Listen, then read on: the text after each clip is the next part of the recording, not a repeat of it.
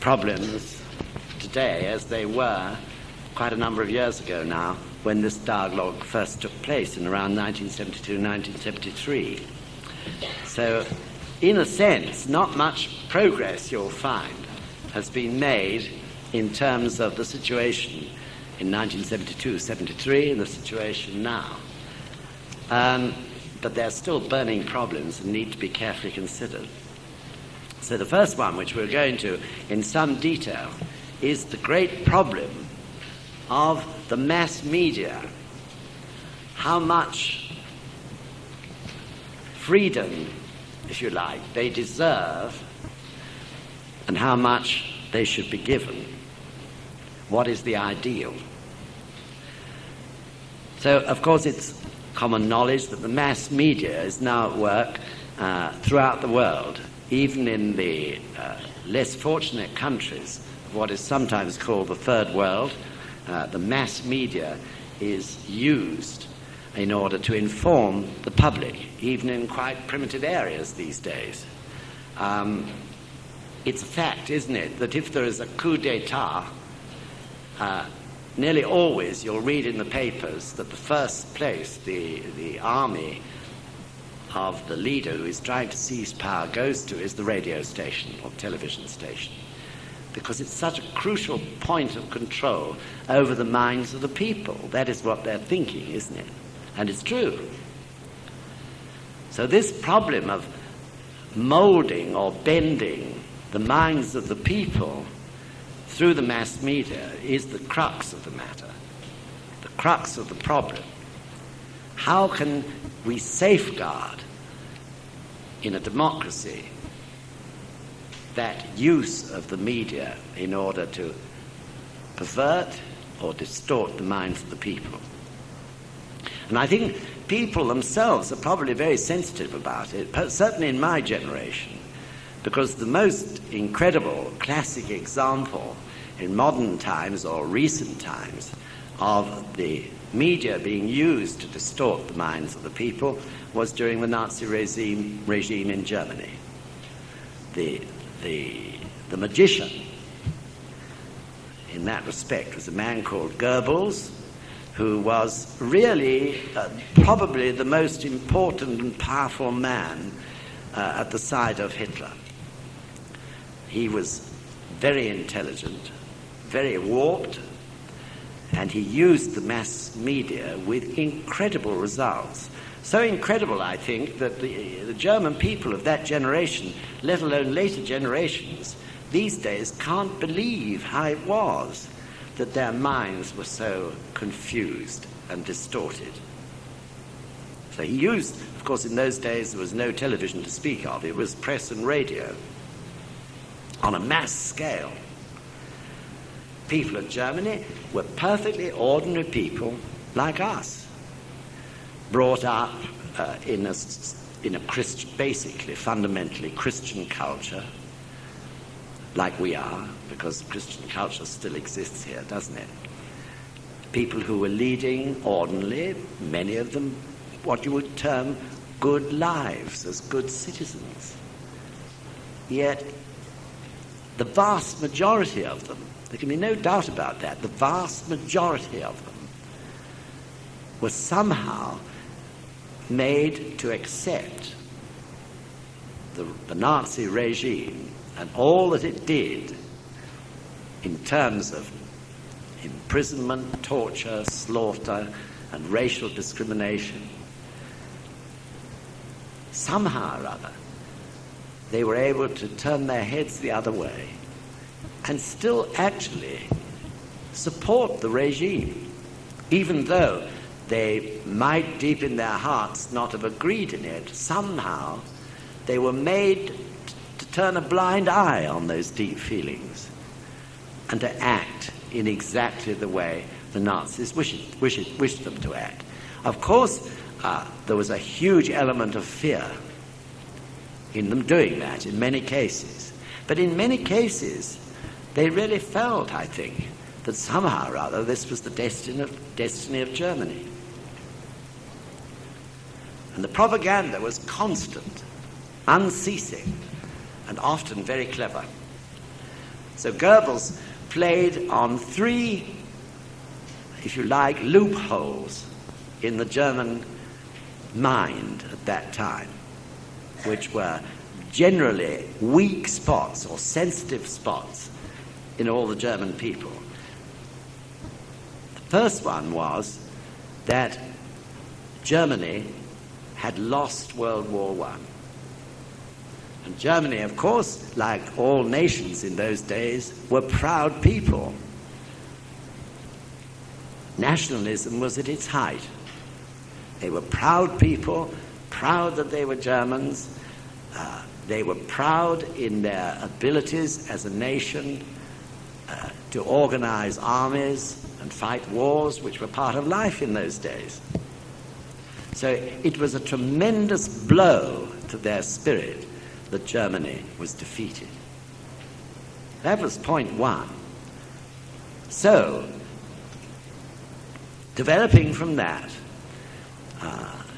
Hitler and Goebbels developed this concept of the German people being a master race. That they were the race intended to rule the whole world. I mean, it sounds like a sort of fairy story when we talk about it now. But the fact was that these people hoodwinked a whole nation of people into believing that perhaps this was true. Perhaps they were supposed to rule the whole world. It played on their egos, in other words, and on their pride. And the third point was the excuse which Goebbels made for the defeat of Germany in World War I was the machinations of the Jewish people, the German Jewish people. That the German Jewish people, who it is true controlled a lot of the business and heavy industry in Germany at that time, that they were the ones ultimately, through their corruption and all sorts of other stories that were made, were responsible for the downfall of Germany in the 1914-18 war. Well, the fact is that it worked. This combination of a charismatic leader, which Adolf Hitler certainly was, he had an extraordinary magnetism. Goodness knows why we all in those days used to laugh at him, because he looked like Charlie Chaplin with a little moustache. But in fact, to the German people, he was like a magnet, a great speaker, and this magnetic personality. And this combination of this leader with this personality, plus the brilliance of the propaganda, using the media, the mass media, as directed by Goebbels, brought about the growth and achievements of the Nazi race, or the Nazi party. So this is one of the extraordinary phenomena, I'm sure, of this era of the 20th century, when history looks back on it. So today, I think it's very sad when you talk to German people of my generation, they're so totally bemused by the way they behave. They find it difficult to talk about. People find it unbelievable now that in those days, 40 years ago, living, say, in a village or town within a few miles of a concentration camp, knowing that the concentration camp was there, having a pretty good idea, if not a very accurate idea, of what was going on in that concentration camp. Yet they let it go on. They felt powerless to do anything about it, and in some way, therefore, one has to face the fact that they condoned it. Such is the human mind, so vulnerable to clever talk. And of course, combined with fear. But deep down, somewhere or other, perhaps a belief that maybe this was Germany's destiny, to rule the world. It's unbelievable now. And of course, for the younger people in Germany today, it's impossible for them to understand how such a situation could have arisen, though there may be a small minority who secretly take pride in it. So through this, they achieved the unity of the German people through this propaganda and their readiness to fight the world. And, of course, as I said, their readiness to condone the obliteration of the Jewish people. In Japan, too, and it's good to take these more recent examples, though there are plenty more in history, even before modern communications were invented. But in Japan, a similar situation. We read about it, don't we, in the book of the Human Revolution, written by Sensei. You remember how in Japan the militaristic authorities of the times whipped up the spirit of the people through trying to revive, and successfully reviving, Shintoism, and in particular the worship of the emperor, that the emperor was a god. And all the trappings which surrounded that poor man, caught as he was in this net of power-seeking people, and this man had to live as if he was a god, rarely seen. Wherever he moved, people were not allowed to even look at him. They had to turn their backs on him. And you remember in the very first book of the Human Revolution, Mr. Toda, traveling in a train for the first time after he was released from prison. The train went by the national Shinto shrine, the most important shrine from the point of view of Shinto in Japan, and also the burial place of all the emperors. And everyone stood up in the carriage as the train went past this shrine and bowed to it. And Mr. Toda, it sort of jolted him again as the appalling situation which had arisen in Japan, where people were kowtowing in that way. So if it's not diverting too much, I don't think it is.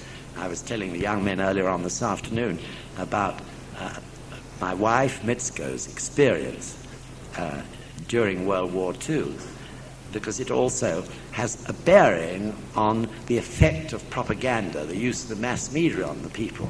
Because what the mass media of Japan put across all the time was that Western people were nothing else but barbarians, like animals. They had no refinements, though they had all sorts of modern inventions. They were devils in disguise. And the papers were always filled with stories on that sort of line, and with cartoons, you know, of people like Churchill and so on, and Roosevelt, looking as if they were wolves, or what's the other animal? Hyenas, that sort of thing. Well, of course, it's sort of difficult, again, to believe today, but the fact is the Japanese people believed that, because that propaganda went on and on and on, month in, month out, day in, day out, always bringing forth the worst possible stories they could think about. They could think up of the American, the British, and so on, people. So Mitsuko's family, who lived in a town or a city next to Fukuoka, which is the capital city of the southern island of Japan, in Kyushu Island. When war broke out, her father decided the family should move out of the city, which was also a military headquarters, and live in the country. So they bought a small house in a country village, and there they stayed for the war. And as the war situation worsened from the point of view of the Japanese, and it became more and more apparent that it was likely that the Allies, who were getting nearer and nearer in their island hopping campaign through the Pacific, couldn't be stopped, and especially after Hiroshima and Nagasaki, that inevitably they were going to land. And of course, because of this propaganda about the nature of the Western people, to the Japanese at that time, it must have been almost similar to the times of Nichiren Daishonin, when the Japanese people were terrified that the Mongolian hordes, the barbarians from Mongolia, were going to invade Japan. The same sort of terror began to grow in people's hearts. And in the village where Mitsuko lived, all the people began to build shelters in the mountains. And their plan was that if the Allied forces made a landing, they would all flee to the mountains and hide there until the situation became clearer. That's to say, all except Mitsuko's father. He must have been quite a remarkable man. I never knew him because he died about 15 years ago.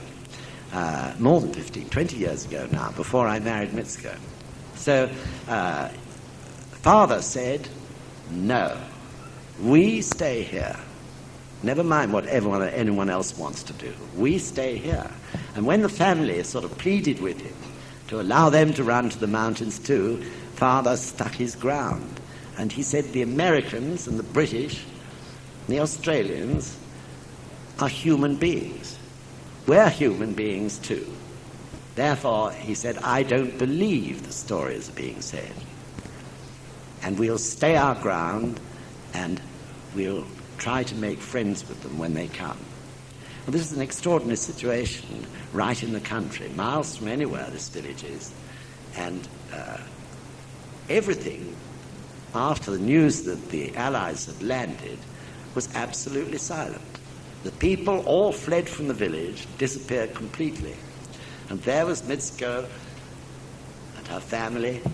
She was still a young girl in this house, the only ones there. And for several days, nothing happened, just silence. But of course, on the radio, there were the reports that the landing was proceeding and that people should safeguard their lives and all the rest of it. Anyway, I think it was after about the 5th day after the Allies landed, that morning, they suddenly heard the noise of an engine. They'd heard nothing up till then, not even a vehicle. Everyone had gone. And this noise, this engine, came closer and closer and closer. Well, their father took all the precautions necessary to safeguard the family. So he had already built shutters, strong shutters that could be put in all the windows and ways of bolting and barring the doors and so on. So all this was done, and this noise got closer and closer. And Mitsuko says, you know, the children were absolutely petrified. And mother too. But anyway, they huddled together and they just obeyed their father. And their father said, when this vehicle, whatever it is, arrives, I shall go out to meet them. And they implored him not to, but he said he would. Anyway, in due course, the vehicle stopped, and through a chink in the boarding, father said that it was a jeep. And what is more, it only had 2 people in it. So he took the bars down, opened the door, and bravely went out to meet this monster. Though father knew that it wasn't a monster, but to Mitsuko and the girl and her sisters and her brother, there were 5 children, they'd also been fed all this propaganda at school. So they visualized a sort of living human bear or something or other. Anyway, he went out, was out for some time, and they were huddled, shivering and shaking in the house. And finally, father came back and said, don't worry, this American is coming into the house, and we're bringing a big box with us. So I want you to stand clear and allow us to put the box down in the center of the floor. So they all imagined a box, you know, what's in it, they said. Father said, I don't know. Mother said, it may be a bomb. You can imagine the panic. Anyway, the American man with signs, because he spoke no Japanese, and Mitsuko's father spoke no English, he signaled to him to help him. He wanted to leave this box, and he had asked Mitsuko's father to look after it until he came back in 2 or 3 days' time. So they carried this great chest in and planted it in the middle of the floor. And then the American went off and said he'd be back. And the few days passed, and of course they were petrified of this box. They really thought it had explosives in it of some sort, or something really horrible to do with these barbarians, you see, from the West. And finally, in 2 or 3 days' time, exactly as promised, the American turned up again. Still, all the villagers were away in the mountains somewhere. Still, Misko's family was entirely alone. And he came in and talked to the father, and then he went out and looked round the village, just checking whether anyone else was there or not, and they weren't. So he turned to father and said, "Okay, the box is yours." So still they were worried. Anyway, he said, "The box is yours and everything in it." Got into his jeep and drove off. And it took, Misko says, hours for anyone, including father, to actually take the plunge and open this box. However, finally, father said he would do it, and they all sort of stood back. And he opened the box, and it was full of candies, chocolate, sweets of every sort and size. And the American had brought this box of sweets to be able to give to the villagers, you see, and to show that they didn't intend to harm or hurt anyone. And so the story goes that by the time the villagers crept back from the mountain, about a week later, the box was empty. Anyway, it's a little sort of story, but it does illustrate, again, the power of the mass media, doesn't it? The incredible effect on people which it can have. Little did Misko know at that time that she was going to marry one of the barbarians. So it raises this problem, doesn't it, which is, in a sense, an eternal problem so far, of how to avoid the press or the media distorting the minds of the people. This is the basic problem. There are other subtle influences which Dr. Toynbee mentions in his talks with Sensei. He points out the great danger of mass media in relation to illiterate peoples.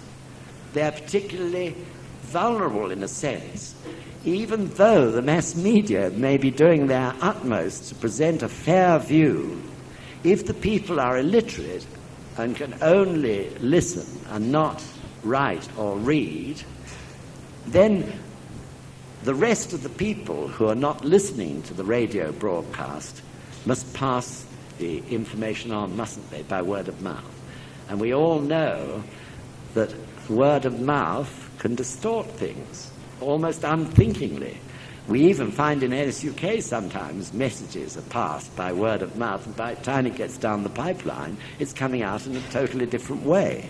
And in particular, often we find in SGI-UK that bold statements are made, like Richmond says you should do this, with no explanation of the reason why, and that is actually never the case.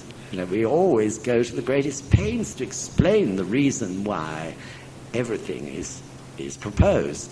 But that's the way it gets to the people. So I can understand there that even if, in terms of the mass media, the people directing it are honest and truly wish to express a fair opinion, in the case of illiterate people, more primitive people in the underdeveloped countries, it can still lead to great distortions.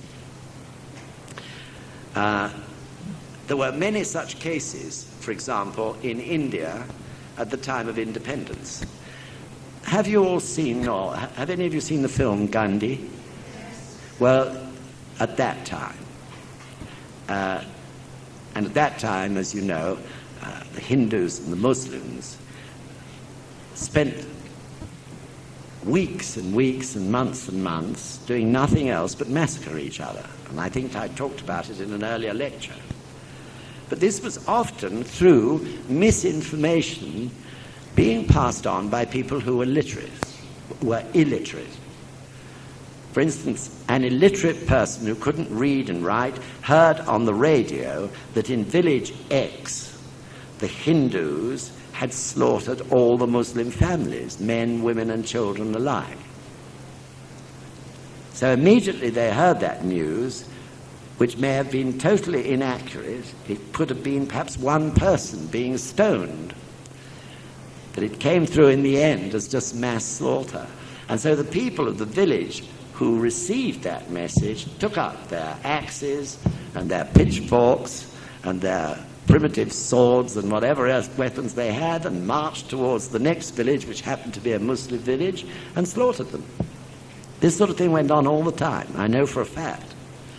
And of course, the killing, as I said earlier, I think to you in that lecture a few months ago, people say that 3 million, something between 1.5 and 3 million people were killed in the Hindu-Muslim troubles. But in fact, in truth, the governments of those days knew that it was round about 5 to 6 million people slaughtered. And one of the problems certainly was the mass communications often not being understood. So then the other subtle influence in the case of the media can be government pressure. Government pressure to get them to do what the government wants them to do. And this, of course, could be done violently, but in a democracy it never would be done violently, but it can be done by indirect, covered-up means. For example, by threatening to foreclose on any pay rises, salary rises for some trumped-up reason or another. Or the threat indirectly spread, even by rumour, that various important people on the staff are going to be dismissed. They're going to get the sack. This shakes people. It's their livelihood and so on. And through such indirect means, they can begin to influence, pressurize the BBC or any other mass media form to do what they want and to say what they want. So in fact, of course, the BBC has a great reputation. There can be no doubt about that. Throughout the world, the BBC World Service is hugely respected for being the most honest, accurate, well-balanced reporting on world affairs. And I think, too, that they are amazingly good. I think that there were one or two little hiccups. Mainly, their reporting of the Falklands War, for example, was a case where they bent over backwards to try to give a fair picture of both sides. And the government was upset, if you remember, at that time. They accused the BBC of being against them. But in fact, the BBC were being, I think, as fair and as just in their reporting as they could honestly be. And one wouldn't have missed those, what do you call the programme? I forget it, on BBC Two. Those sort of 45 minutes or so of reporting at the time of the Falklands War. What? No, well, Panorama was one. What's the one every night at BBC Two? Newsnight. It was fantastic. On the other hand, the BBC, on one or two instances, appear to have bent a bit recently. There was the one about the IRA interviews, and one or two other programmes about Northern Ireland were not put on under government pressure. This is a worry, and all governments tried. It's not just, restricted to the Conservative Party. Socialists tried it, and I'm sure if the SDP or the Liberals ever come together, they'll try it. So another form or way in which the mass media, and this is in terms of television, can be bent is through commercialization. Because if a television station is commercialized and is advertising, there will always be pressure from those who are spending money on that advertising, which is the income of the television company, to put on sensational programs when their particular advertisement is on. And indeed, they attract people to those peak periods of viewing through such sensational programs. So in those cases, of course, they may show films which are not necessarily dangerous from a political point of view, but from a moral point of view, because they'll go for sensationalism at those particular times in order to attract the business of advertising. Also, we know there's a tendency to, it seems sometimes, glorify war through overshowing or a bad selection of old films, which were in fact propaganda films. They were the use of the mass media to create a spirit of victory or of the great cause of war or the glory of war, actually made in those times, in World War II. And we see them from time to time. Films that make me curl up, because I remember them so well. Films that, show pictures of the Union Jack, which is one of the reasons why I came to feel embarrassed at the sight of the Union Jack. Now, of course, I'm changing, because through Sensei's poem, we know that we have to create a totally new image which the Union Jack represents. And then finally, of course, there is the problem of violence. This is a topical subject, and apparently there is already an investigation beginning into the actual effect of violence on television screens consistently on certain types of people. Not everybody, of course, but on certain types of people, that it can bring out that violence in them and have a deteriorating effect on such people. So there are all sorts of subtle views. There are more probably than I've mentioned, but those are the main ones. So how can we establish the absolute neutrality of the media? Because it's essential, isn't it, if you think about it, if democracy is to really work.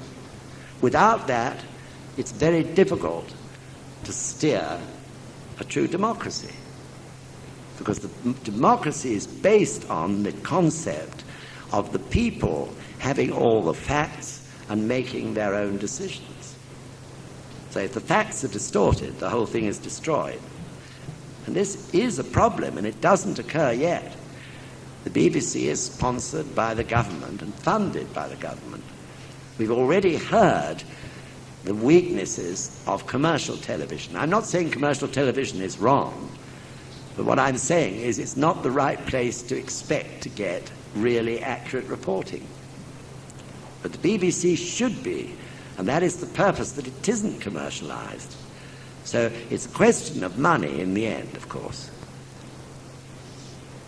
If the money is controlled by the political party in power of that particular time, then it's open to distortion, open to pressure. So the only way Sensei and Toynbee feel this can be done is that always such a thing will require government sponsoring, but by law, the body which controls the money should be a totally independent body, not related to the government of the day, but legally an independent body of selected people, representative people who control the funds. So, of course, if such a law was passed and then such a law was protected, and I think it would be if the people of this country just understood what the whole problem is, then they would be willing to protect that freedom of the BBC with their lives. Because I think most people really understand what a danger the mass media can be in the wrong hands. So another point which Sensei mentioned was the fact that people must be left to make their own decisions. If they don't have that freedom to make their own decisions, then it saps their life force and they become weak and, in Mrs. Thatcher's term, wet, don't they? This is very important. Even in the Go Show, we know Nichiren Daishonin's condemnation of the Nembutsu was that it bred the philosophy amongst the ordinary people that there was nothing they could do about this life. They'd got to accept it, but if they chanted Namamita Butsu, they'd go to paradise after they died. So Nichiren Daishonin condemned this because it was stultifying the minds of the people, preventing them from using or galvanizing their life force in order to face situations and make decisions about the right way to deal with them. In a sense, of course, such apathy could be and is very easy to control. And this is why evil governments could sap the life force of the people in this way in order to control them. And there have been cases in history where that's happened. The mass media must, if it's true and correct, protect the right of the people to make the decisions and provide the people with the facts in order to do so. So interestingly enough, Sensei feels so strongly on the right and freedom of the people to make their own choice as a Buddhist, that he says even in the case of pornography, it should never be banned. If you ban anything, people will want to get hold of it. Rather, leave it. Don't restrict it, except to protect it from children. And so far as adults are concerned, leave it to them to get sick of it in the end and stop buying it. And of course he's right. So this is the Buddhist view throughout this matter of the mass media, that the freedom of the people to make their own choice and their own decisions must be protected. You all follow? The freedom, in other words, the fundamental dignity of the human being to make his or her own decisions.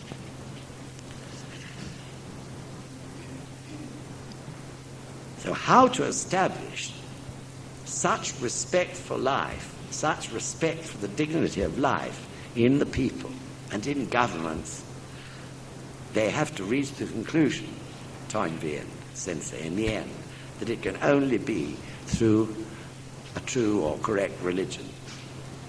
That really is the only way in the end that you can get people thinking in that way and overcoming what are probably long-held distorted views. Then, of course, if that happened, and if the correct religion, and we know what is the correct religion, if that spreads, then the people will be demanding very positive reporting, not negative reporting. What we see so much in the newspapers, especially the tabloids, is negative reporting, sensational reporting, which is always negative and often even destructive. And this is why, when you think about it, the UK Express is such an amazing little publication. It's only a tiny publication. It has a very small circle of people who receive it in compared to the population of the country.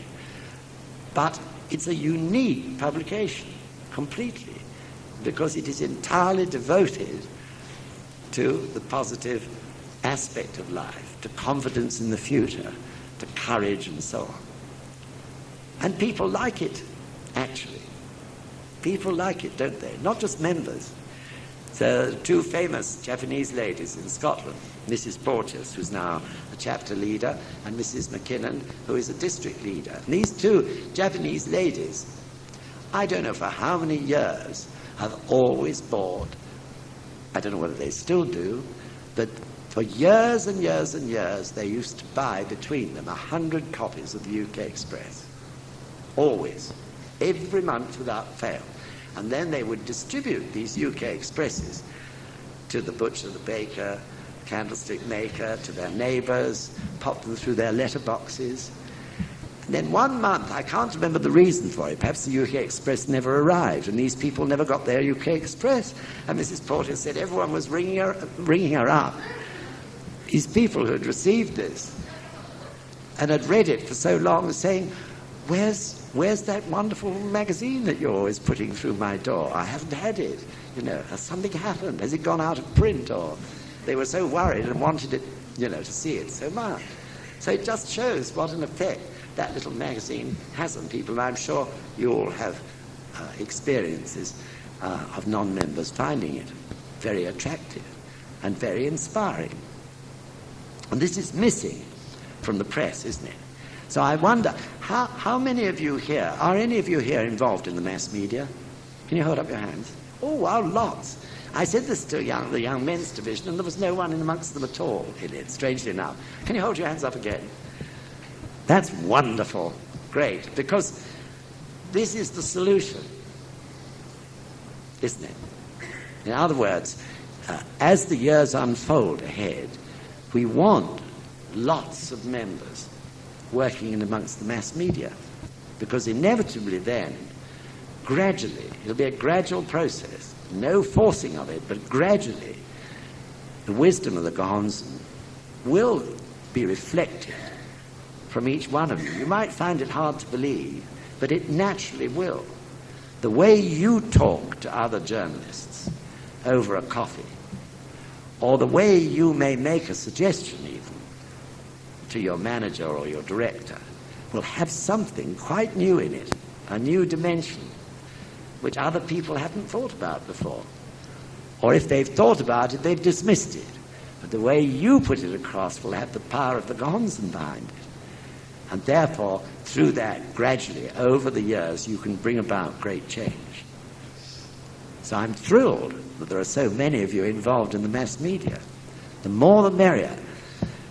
We need Shakabuku people in the mass media, and also, of course, other people who've been Shakabuku we want in the mass media, so that they can bring the wisdom of the Buddha to bear. Then we can gradually bring about incredible changes. That's for sure. So as Causton Rufu and its movement grows, so also inevitably such social reforms will gradually come about. At the moment people can't see it, their eyes are blind to it.